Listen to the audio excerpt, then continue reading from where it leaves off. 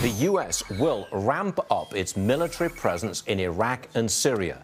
Boots on the ground. Up to 50 special ops in this particular movement of troops. Up to 50 special ops going to northern Syria. Lieutenant Colonel Alan West is with us. What do you make of this? I mean, it's not that many people, but is it the start of something more? Well, Stuart, it's a pleasure to be with you, and there have been a lot of really dumb things that the Obama administration has done. This ranks right up there. To say that you're going to send 50 special operators into Syria, a Syria where you have Russia that is operating with ground troops and also air cover, Cuban Special Operations Forces, Iranian Quds Forces, and also Hezbollah, and you're just going to send 50 special operators in to fight against ISIS? This is insane. And if this is part of what the Obama administration wants to do, this is mission creep. And guess what? We spent $45 million of American taxpayer money to train up 54 Syrian rebel forces, and we were down to 4 or 5. All the others have been killed and captured. But you say mission creep.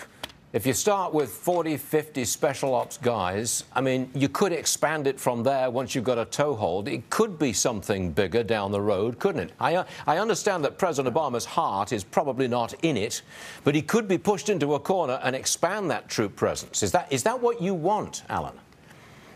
Well, what I want is to understand the battlefield calculus that you operate under in the military.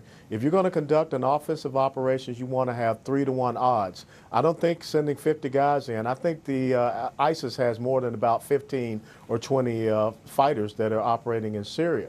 And then when you look at the position that the president has been forced into with this most recent hostage rescue operation, where we had the members of the Army Delta Force, they were engaged in combat operations. So the cat is out of the bag. And unfortunately, Master Sergeant Joshua Wheeler lost his life.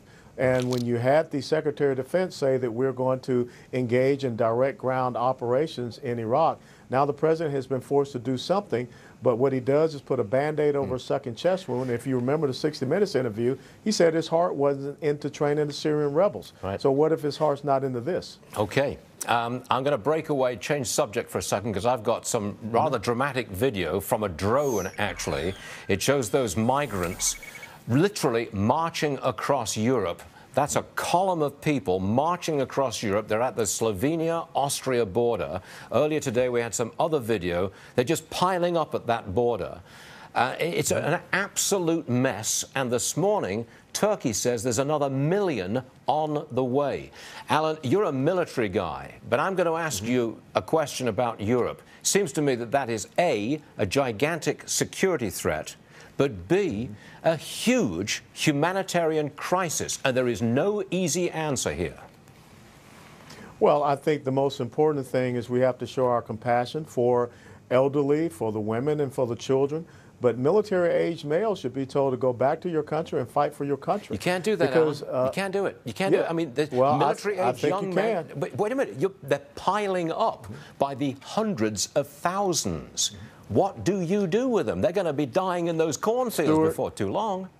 Then, Stuart, this is what ends up happening. You have an economic catastrophe, because how are you going to take care of all of these millions of people? How much do taxes have to be raised for the social welfare programs? You have a domestic security problem, because you're not going to be able to vet and understand who these individuals are. And without a doubt, you could have some ISIS sympathizers that are creeping in and establish even more sanctuaries and cells within Europe.